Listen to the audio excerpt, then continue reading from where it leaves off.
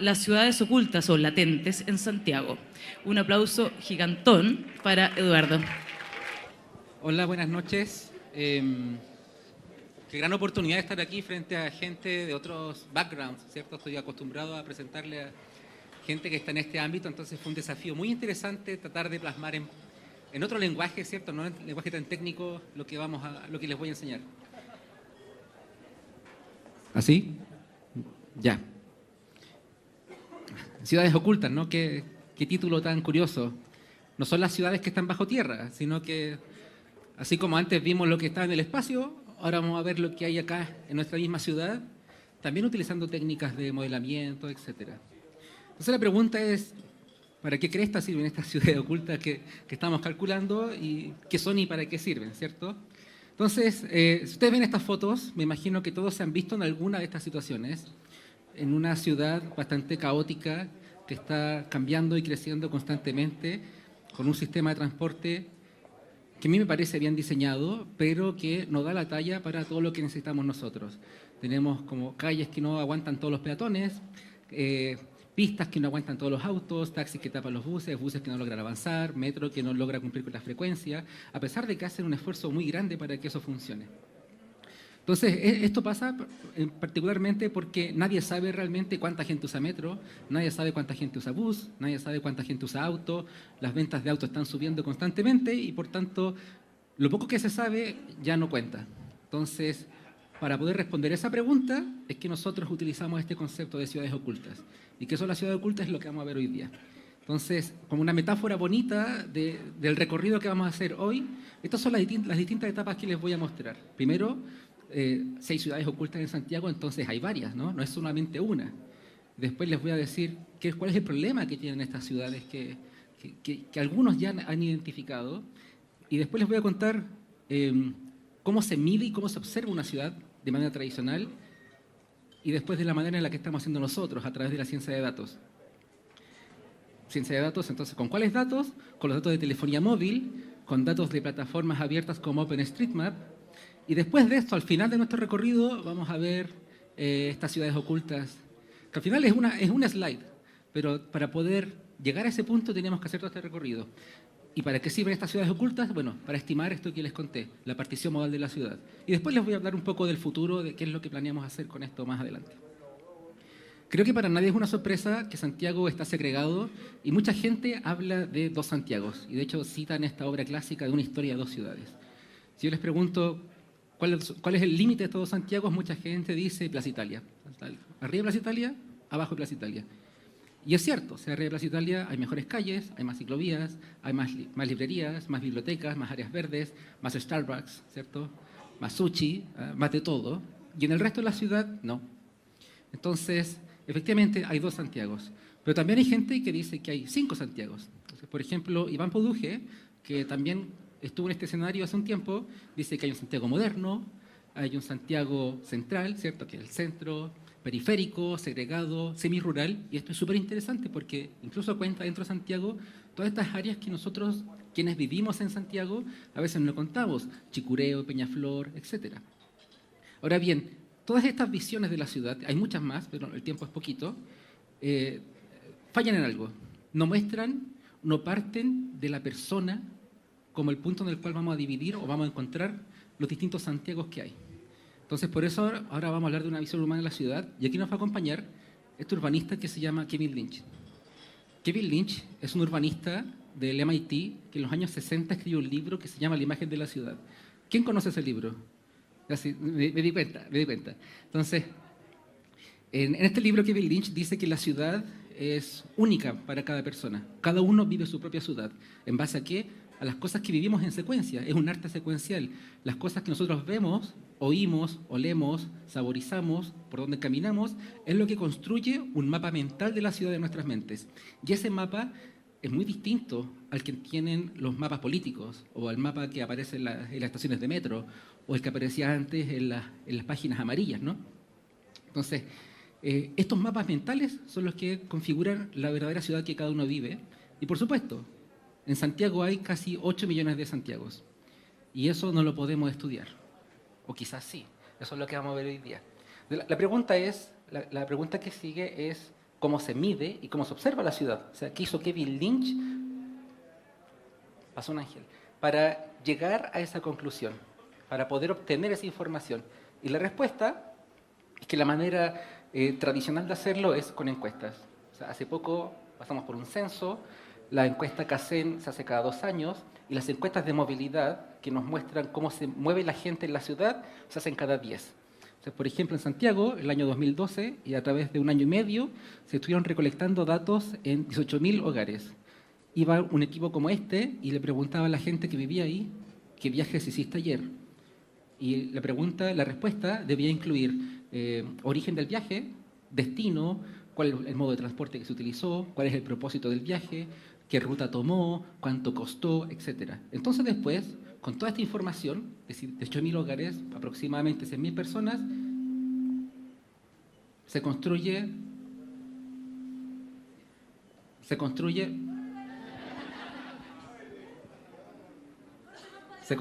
un día promedio de la ciudad. Entonces, en este día promedio se hacen cálculos.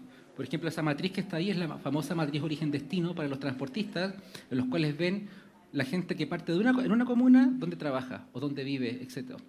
Que parte de una comuna donde trabaja. Entonces, en este caso, que es la matriz de los viajes, ya no funcionó el puntero, se ve Las Condes, Providencia, Santiago como los lugares que atraen más viajes de trabajo. Y por supuesto, ¿sí? Ahí es donde trabaja la gente, hay edificios, hay barrios, distritos financieros, etc.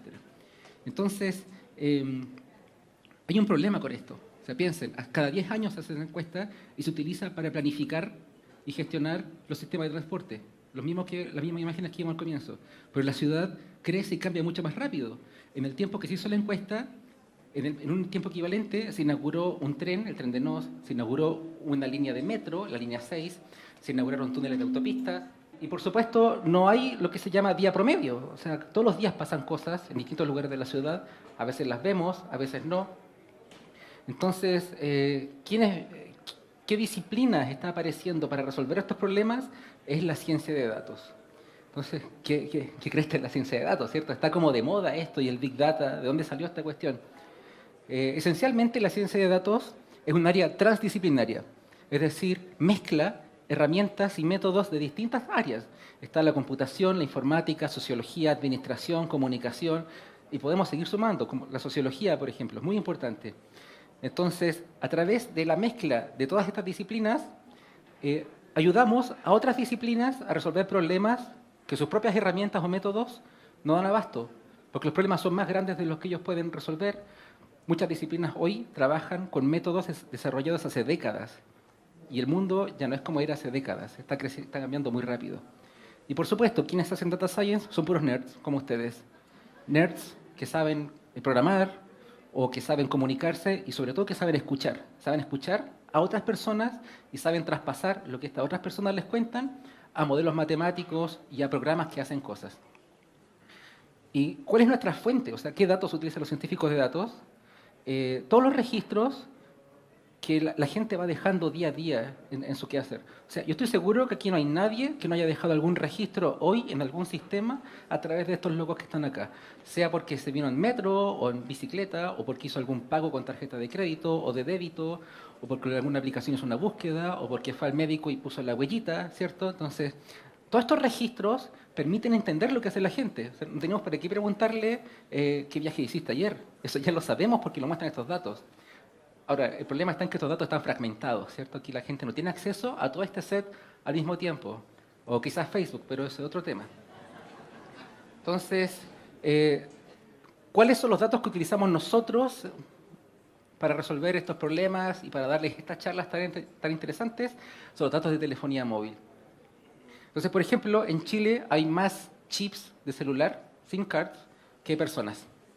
Y si ustedes ven esta foto, está todo el mundo con un teléfono. Y no solo tiene un teléfono, sino que está viviendo a través del teléfono. Está registrando lo que está viendo.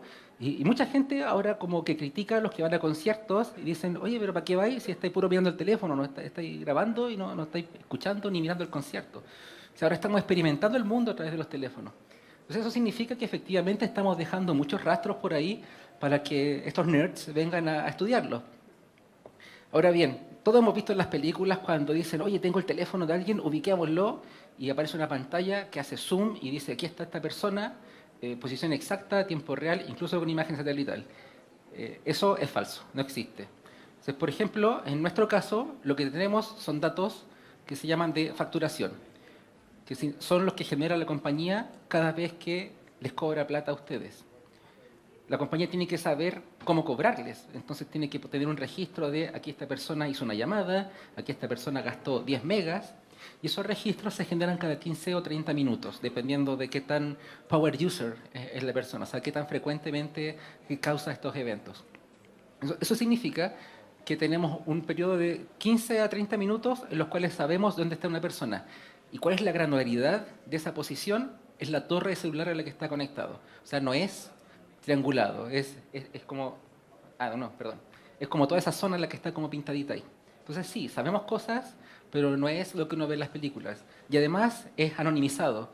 Es un dispositivo que se está moviendo por la ciudad, sí, pero no sabemos ni cómo se llama, ni qué edad tiene, ni si es el que paga el plan, etc. Eso uno podría inferirlo, ¿cierto?, después a partir de otras fuentes de datos, pero no viene con el dataset.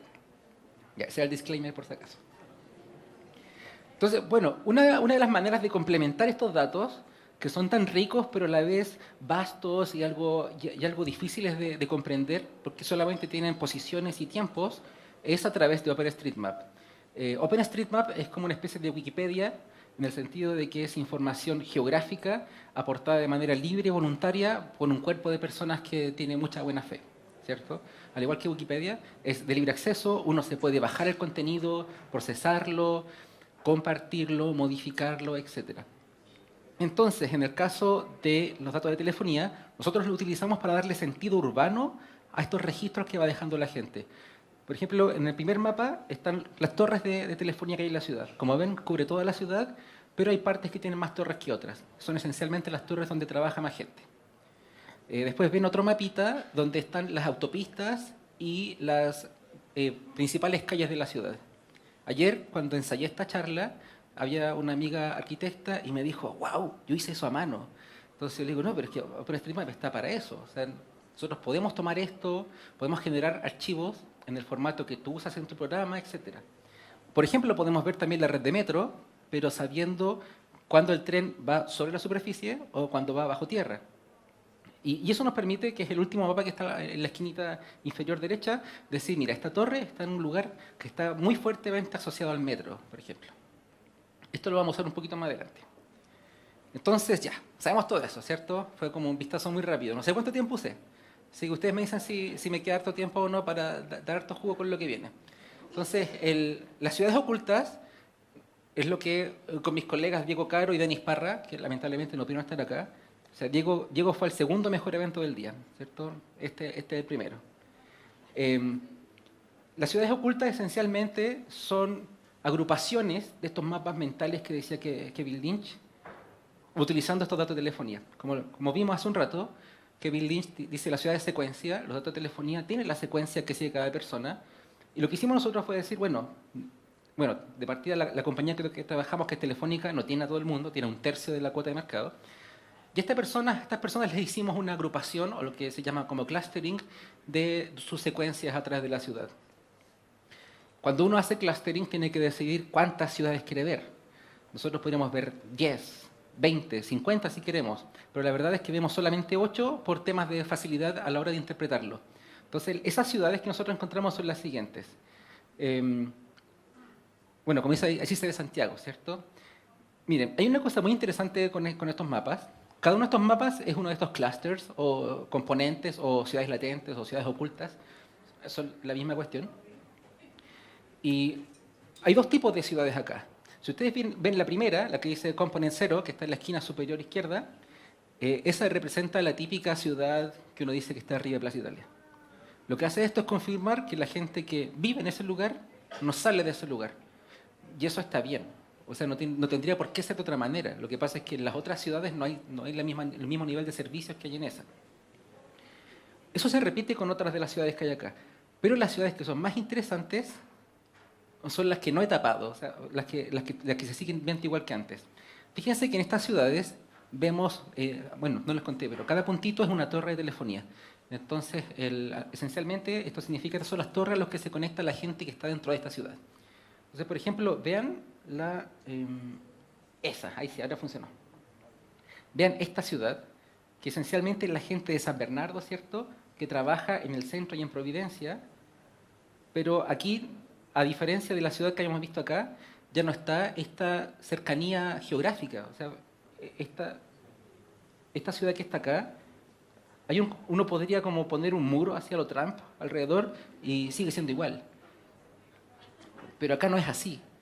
Entonces, acá no solamente hay una cercanía física o métrica, sino que topológica. ¿Y por qué? Porque la gente que vive acá, trabaja acá y está conectada por dos tentáculos que hay acá. Si uno se suma ahí, se ven dos tentáculos. Y esos dos tentáculos, uno es la línea 2 del metro y el otro es la carretera norte-sur. Y fíjense que, por ejemplo, en esta otra ciudad oculta que está acá, esa tiene una forma totalmente reconocible. Es la línea 1 del metro, la línea 2 del metro y las estaciones cercanas de la línea 5 y 4 a la línea 1 del metro. O por ejemplo acá es parte de la línea 5 y también la línea 4 y todo lo que está al medio y cerca. Entonces, este algoritmo de algún modo está encontrando, sí, parte de la segregación urbana, pero también está encontrando cómo se mueve la gente. Y eso era lo que nosotros queríamos mostrar ilustrar cuando mostramos las fotos al comienzo, ¿cierto? Entonces la siguiente pregunta es, bueno, pero ¿cómo le enseñamos a la máquina a ver solamente esto? Porque el resto, sí, es súper interesante demostrar la segregación, pero no es el problema que queremos trabajar. Lo que queremos hacer es saber cuánta gente se mueve en cada modo de transporte. ¿Y cómo podemos enseñar a la máquina a responder eso? Porque nosotros tendríamos que estar viendo cada una de estas ciudades a mano y como les dije, este número 8 es conveniente, pero no es el verdadero. Si yo voy a un transportista, un urbanista, les digo, son 8 ciudades. ¿Y por qué 8? No tengo idea, porque en realidad fue algo para poder estudiarlo fácilmente. Entonces, ¿cómo le enseñamos a las máquinas? Aprovechando algunas características del comportamiento de las personas y los datos de OpenStreetMap que ya les mencioné. Entonces, por ejemplo, ¿qué cosas sabemos? Sabemos que el espacio no se reparte por igual en la calle. Entonces, la gente que anda en auto utiliza mucho más espacio que la gente que anda en bus. ¿Qué significa eso? Bueno, esta es una foto clásica de Rodrigo Díaz, que es un urbanista, ¿cierto?, a favor del uso del transporte público y las bicicletas. ¿Qué significa esto? Que si yo tengo una persona que está conectada a una torre que está en una avenida principal, donde también circulan muchos buses, es muy probable que, aunque haya más autos que buses, aunque haya más pistas para autos que para buses, esta persona vaya en bus. Por otro lado, si hacen una calle secundaria, es lo opuesto. O sea, hay buses que pasan por calles secundarias, pero son muchos más los autos que pasan por ahí. Y por otro lado, los autos pueden variar sus rutas, entonces pasan por muchos más tipos de calles que los buses. Entonces, eso es muy sencillo de expresar en términos de código para que la máquina lo entienda. Y por tanto, uno le puede decir, mira, quiero que me encuentres solamente 3 ciudades, una por cada modo de transporte. Y lo que pasa es lo siguiente. O sea, hay una... Magdalena, esta es la primera versión de la charla, falta un slide al final. Sí, no es la versión completa. Así que, ya, pero no importa, igual podemos hablar, pero es que venía una imagen más bacán que la que está después. Entonces, por ejemplo, este es el metro, ahí está completo, y hay un par de estaciones como cerquitas del metro, etcétera. Esta es la ciudad de los buses y esta es la ciudad de los autos. Y uno dice, ya, sí, bacán, pero tú me dijiste que me iba a decir cuánta gente usa el metro y el bus y el auto. Y la verdad es que en la otra versión de las slides está esa imagen. Entonces, por ejemplo, en esta, que fue la primera que hicimos, calculamos para cada comuna cuánta gente usaba auto, que es lo amarillo, bus, que es lo verde, y metro, que es lo púrpura. Pero esta imagen miente y está un poquito equivocada. Porque una persona no pertenece a solamente una de estas ciudades. O sea, la gente que usa bus también usa metro a veces cuando combina. O hay gente que usa auto y que lo estaciona, no sé, en Pajaritos, en Quinta Normal y después se va en metro. Entonces, en Santiago hay intermodalidad. Y esa intermodalidad estaba en la otra imagen del slide. Así que... Pero no importa, esa es como el mensaje, ¿cierto? Después, si quieren, les puedo enviar la versión completa y podemos verla. Pero me da mucha pena, sí, porque lo que venía después era lo del futuro. El futuro en esta slide no era tan interesante. Entonces, ahora les voy a contar cuál es el futuro. Ya, la ciencia de datos es súper interesante, ¿cierto? Podemos responder estas preguntas. Hoy día tuvimos reunión con alguien de la Sectra y nos decía, ¿cuánto se demoran ustedes en hacer esto? Bueno, hemos trabajado 1 año haciendo esto. Yo dice, nosotros nos demoramos 1 año y medio en capturar datos. Nosotros en 1 año definimos el problema, buscamos los datos, por supuesto que tenemos que tener autorización para usarlos, y calculamos estas cosas y aquí está la respuesta, incluyendo una validación. Entonces dicen, wow, qué genial. Pero mucha gente cuando les habla de Big Data o de Data Science dice, Big Data va a reemplazar a las disciplinas tradicionales. Y eso es mentira, porque la Big Data o Data Science no tiene las preguntas relevantes a responder. Tenemos herramientas, tenemos manera de trabajar los datos, pero las preguntas relevantes vienen de afuera. Por eso yo les decía, hay que escuchar. Entonces, ¿cuál es el futuro? El futuro es justamente colaborar. Había una foto de un workshop que hicimos el año pasado con actores de la academia, estábamos nosotros de la UDD, ¿cierto? Había académicos de la Católica Valparaíso, estaba Marcela Morizaga de la Chile, muy famosa en el área de transporte, había gente de la ciudadanía también, había también gente de la industria, de Telefónica, de instituciones públicas, estaba el Sectra y el área de modernización del Estado. Entonces, la idea, el futuro es colaborar. ¿Por qué? Porque todos aquí queremos que la ciudad sea mejor, todos queremos poder vivir mejor y que los demás tengan mejor calidad de vida. Y la manera de hacerlo es trabajando juntos. Si no trabajamos juntos, sí, yo puedo sacar un paper, puedo no venir acá a difundir lo que estamos haciendo, pero el paper no tiene impacto. Lo que nosotros queremos es que todos vivamos mejor y la manera de hacerlo es trabajando juntos. Así que les agradezco mucho la atención. Por favor, comuníquese con nosotros. Nosotros estamos súper dispuestos a colaborar, a discutir, a escuchar. Así que aquí están los medios de contacto. No, el after es por si hacen preguntas, por si acaso. Están los medios de contacto. Y aquí había una foto de todos nosotros en el instituto. Por eso digo que fome que haya habido un error, pero será. Así que muchas gracias por su atención y espero sus preguntas.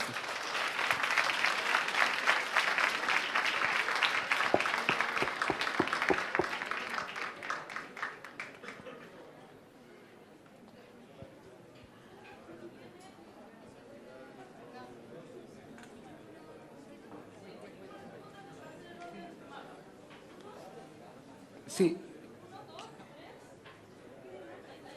No, que de allá no pregunten, porfa.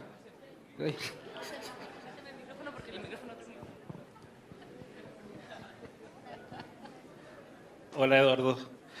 Oye, se habla, hay una frase como bien mediática que dice la data es el nuevo petróleo, ¿no es cierto? Y ahora con estos temas de Cambridge Analytica, etcétera, bueno, lo hemos discutido varias veces, el aspecto ético, porque tú eres un representante de una nueva especie, por decirlo así. ¿Ya? Un descendiente de la mía, digamos, que nosotros somos los ingenieros de software, tú vienes del mundo de data science, que es un mundo más amplio y que va a llevar la computación quizás a otros niveles distintos que ni siquiera sospechamos. Pero lo que me preocupa, por lo menos a mí, en mi labor como ingeniero en computación, siempre lo he pensado, el aspecto ético, ¿ya? Tú tienes acceso, yo sé que lo explicaste, pero sería bueno explicarlo al gran público por qué también los aspectos éticos son súper importantes en esto y en qué manera esta nueva profesión que están haciendo, que es la ciencia de datos, se preocupa de esos aspectos para que no pasen estas cosas como las que han pasado en el último tiempo. No sé cuál es tu opinión y cuál es la misión de la gente que está formándose en esto respecto al uso ético de los datos. Muchas gracias, Eduardo. Ya, a ver, les voy a contar una historia primero antes de responder tu pregunta. Hace un par de años Facebook hizo un experimento en el cual cambiaba un poquito el orden de las noticias que les mostraba. Hay mucha gente que no sabe que los posts de algunos de sus amigos no les aparecen en el timeline. Es así, o sea, si alguien tiene 200 amigos, posiblemente ve solamente los posts de 10. Entonces lo que hizo Facebook fue, ya, yo te muestro 10, pero te voy a mostrar a los 10 más tristes, ¿cierto? O a los 10 más felices. Y después de hacer eso, midió si tus propios posts eran más tristes o más felices. Y se dio cuenta que sí, que si tú veías posts más tristes, tendías a publicar cosas más tristes, más depre. Entonces, Facebook publicó esto como un paper. Y los académicos, incluyéndome, cuando vemos eso es como, wow, qué bacán, o sea, efectivamente el texto influye mucho en las personas y de repente ahí nos costó, personalmente a mí me costó ver, oye, pero están influenciando cómo la gente se comporta, o sea, esencialmente está diciendo que estás haciendo a la gente más triste y lo está pasando peor y te vanaglorias de eso, ¿cierto? Entonces, ahí comenzó un debate súper fuerte respecto a la ética a la hora de hacer estos experimentos. Porque Facebook o cualquier otra empresa, o sea, Google o la misma publicidad que nosotros vemos en las calles, está diseñada para hacernos cambiar nuestro comportamiento. Y lo que pasa es que ahora Facebook lo publicó de manera abierta y por eso causó todo este ruido y todos estos ataques contra ellos. Esto hace 2 años, no tiene nada que ver con Cambridge Analytica. Entonces, claro, la pregunta ahí es, si Facebook no lo hubiese publicado, lo hubiese seguido haciendo igual, quizás harían otro tipo de experimentos y pasapiola, ¿cierto? Y eso es justamente el comportamiento no ético que mucha gente quiere evitar. Efectivamente, estos datos, los que tenemos nosotros, permiten hacer muchas cosas. Yo les dije, son datos anónimos. Yo no puedo saber quién está ahí. Pero si yo tuviese los datos suficientes y tuviese bases de datos auxiliares, podría empezar a tratar de identificar personas. O sea, por ejemplo, dice, a ver, yo sé dónde vive la presidenta, la expresidenta, y sé dónde trabaja, y sé que fue a dar un discurso a tal lugar. Y parece que el gobierno tiene convenio con Telefónica, entonces podría empezar a cruzar datos, ¿cierto? Y eso, efectivamente, alguien sin ética o con propósitos maliciosos podría llegar a hacerlo. Entonces, por eso la ética es muy importante. Y ahí hay 2 respuestas. Una es, uno debería tener ese sentido y el otro es que deberíamos ser formados con ese sentido. Y eso no está pasando. O al menos no es lo último que yo recuerdo de la escuela de ingeniería. Entonces, efectivamente, esto se puede usar para muchas cosas buenas, pero también para muchas cosas malas. Mi posición es que tenemos que ser transparentes y por eso estoy aquí. Por eso les muestro lo que hacemos. Por eso hace poco estuve en la radio contando el estudio que estábamos haciendo. De hecho, mismo Eduardo me comentó, oh, están haciendo traffic shaping, ¿cierto? Traffic shaping. Y la verdad es que yo no puedo responder eso porque yo no estoy en Telefónica, pero ellos, lo que sí puedo decir es que ellos son súper cuidadosos con los datos porque respetan mucho la privacidad de sus clientes. Y a mí me conviene también respetar eso, o sea, no solamente por temas éticos, sino que incluso si a mí me importase un comino la privacidad de las personas, también me interesa tener mi trabajo, entonces no me interesa poder hacer cosas interesantes, me interesa hacer avanzar el conocimiento, entonces también tengo que ser cuidadoso con eso. No es solamente, hay varios temas, ¿sí? Está la ética, pero también está como, a nadie le conviene realmente que esto salga mal. Entonces, mi respuesta es, la ética es muy importante, tiene que ser parte de la formación de las personas, quizás no solamente en la escuela de ingeniería, sino que de antes. Eso no está pasando. Y lo otro, bueno, estas cosas lamentablemente se pueden usar para mal, quiera uno o no. Y mi posición al respecto es justamente divulgar que esto se está haciendo, mostrar cómo se está haciendo, para que al menos la gente adquiera conciencia de qué es lo que está haciendo. O sea, cuando ustedes le dan permiso a las aplicaciones y mucha gente pone aceptar, aceptar, aceptar, eso también nunca es lo que están mandando ustedes. O sea, efectivamente hay que leer las cosas que dice la compañía dice, vamos a compartir tus datos solamente con entidades confiables. ¿Y qué crees está confiable? ¿Qué significa confiable? ¿Confiable para quién? ¿Cierto? Entonces, sí, como investigadores tenemos que reforzar la ética, pero también es necesario que las personas estén más informadas. Y para eso, por ejemplo, este tipo de eventos es muy, muy valioso e importante.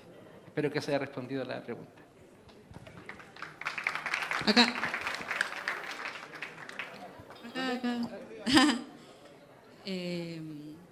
Ya. Sí, ya te vi.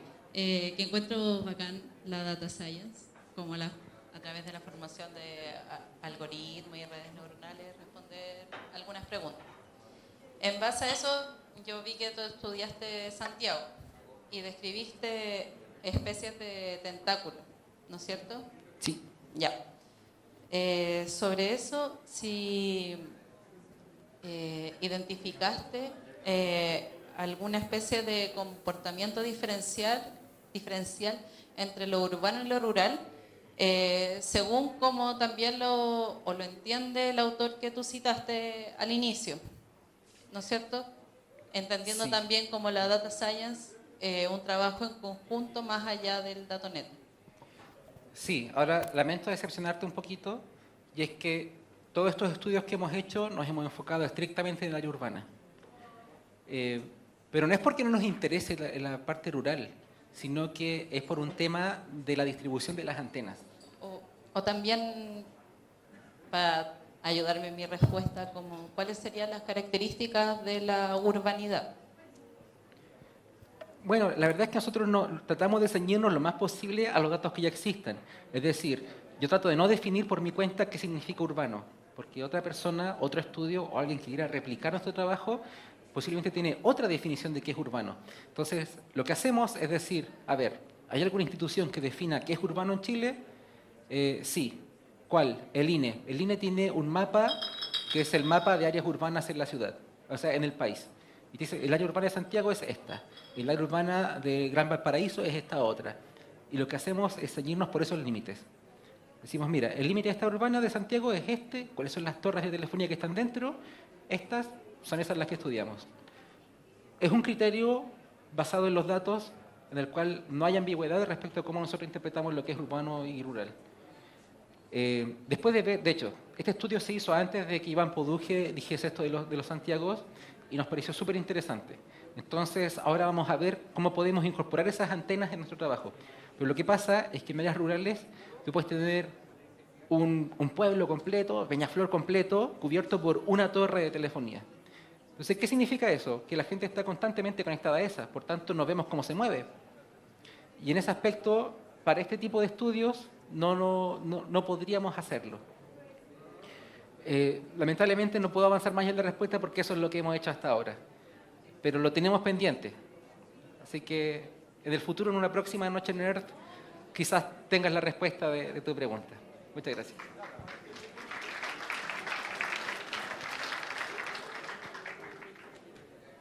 Presumo que esos gráficos son muy interesantes, pero digo presumo porque no entendí cómo están construidos. ¿Podríais, por favor, explicar? Yo entiendo que, claro, cada punto morado es una antena, ¿cierto? Y son, entiendo, celulares que se mueven por la ciudad. Pero hubo un subconjunto de partida, una distribución geográfica inicial. Hicimos cómo se mueven los celulares que están dentro de esa área inicial y así se construye el gráfico, ¿o está hecho de otra manera? Creo que no hay una distribución inicial, sino que aquí el algoritmo aprende por sí mismo cómo está distribuido todo. ¿Cómo funciona este algoritmo? Yo le digo, mira, tengo un dispositivo que se mueve desde acá y pasa por este punto, por este, por este. Tengo otro que pasa por este, por este, por este y por este. Y tengo otro que pasa por este, por este, por este, por este. Y eso por cada persona que está dentro de este estudio. Aquí analizamos a 100.000 personas más o menos.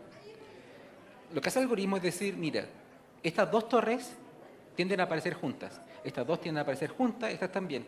Y cuando empieza a ver eso, empieza a juntar, a unir los puntitos que siempre, a unir las torres que siempre aparecen juntas. Y como estamos analizando datos de movilidad, por supuesto, las torres que aparecen juntas son las que a las que uno se conecta cuando se está moviendo. Y por eso aparece esta componente como la que era del sector oriente, ¿cierto? Que está como súper cerrada. ¿Por qué? Porque la gente se mueve ahí. Y por eso, sí, dime. Pero es que, sorry, no entiendo, quizás soy el único que todo el mundo entendió, pero entonces es la comunicación, cuando un celular llama a otro, ¿las dos torres se prenden? ¿O es cuando un celular llama, usa varias torres en la cadena y esa es la cadena que se ilumina? Mitad y mitad. ¿Por qué? Porque estos son datos de facturación. Aquí no estamos viendo a quién tú llamas, sino este dispositivo se le cobró una llamada en esta torre. Se le cobró 10 megas que vio en un video de YouTube en esta otra. Se le cobraron 10 megas que usó en otra cosa, nosotros no sabemos qué, en esta otra. Entonces, si tú empiezas a unir cuáles son las torres por las cuales la persona ha pasado, tienes estas trayectorias que después se agrupan. Pero todavía no estamos viendo esto de a quién llamó. Efectivamente, estamos haciendo otro estudio en el cual sí consideramos esa información. Pero no en este solamente por dónde pasaste. ¿Cuál fue el hilito que tú dejaste cuando te fuiste caminando? Después agarramos todos esos hilos y decimos, mira, aquí se están agrupando algunos. Y así empezamos a armar una fibra.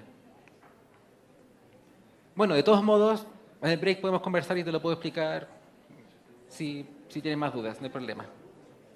Más que un comentario que una pregunta. Google Now, me imagino que tú conoces Google Now, que me acabo de conectar y me mostró todo el trayecto que yo hice en auto, en un color, hasta llegar a un lugar en que me bajé, tomé una micro que me mostró en otro color, y después caminando en otro color. y eso lo hace para ti siempre. A mí me manda una vez al mes un mail que dice por dónde yo pasé y a qué velocidad. Y por eso deducen qué tipo de medio ocupé. No sé si estarán conscientes. Yo creo que eso lo hacen por GPS, no lo hacen por telefonía. Igual es con el teléfono, pero no lo hacen por las llamadas telefónicas. Ese es mi comentario. Sí, parece película de terror, ¿no? Sí. Absolutamente. Ya, a ver, lo que pasa es que tú a Google Now posiblemente le diste permiso para que acceda a tu GPS, entonces está constantemente preguntando, bueno, ¿dónde estás?, etcétera. El GPS es muy preciso, o sea, tiene errores de... Se equivoca por 5 metros si estás en la calle. Si estás dentro de algún lugar se puede equivocar más. O sea, por ejemplo, si estás dentro del metro, te manda a un cerro que está en otro lado. Pero si estás en la calle, es muy preciso. Entonces, pero el GPS requiere que tú le des permiso. Y por otro lado, está en Google. Entonces, solamente Google puede hacer estudios con eso. Y a Google no le interesa trabajar estos temas. Quizás sí está haciendo este mismo análisis, pero no le interesa, por ejemplo, trabajar con la Sectra. ¿Por qué? Porque eso sería, ¿cuánto? Un par de millones de pesos, mientras que solamente con sus algoritmos sacan billones. Entonces no es un negocio en el cual ellos se metan. Pero claro, eso es a través del GPS. Esto es sin GPS. Esto es lo que se llama registro pasivo. El GPS es activo, estás mandando constantemente cosas. El pasivo es, mira, tengo que cobrarle, así que dejo un registro de que pasó por acá. Pero no hay necesariamente una acción de tu parte, sino que la compañía que genera ese registro por sus propias necesidades, ¿no? Que en este caso es cobrar. O sea, hay otras compañías que generan otro tipo de registros. Por ejemplo, las que hacen logística y que mueven cosas también están registrando constantemente, a pesar de que sus clientes no les preguntan necesariamente por dónde está pasando el paquete que me están enviando. No sé si eso como que complementa tu comentario, espero que sí. Ya, nos vemos de break entonces.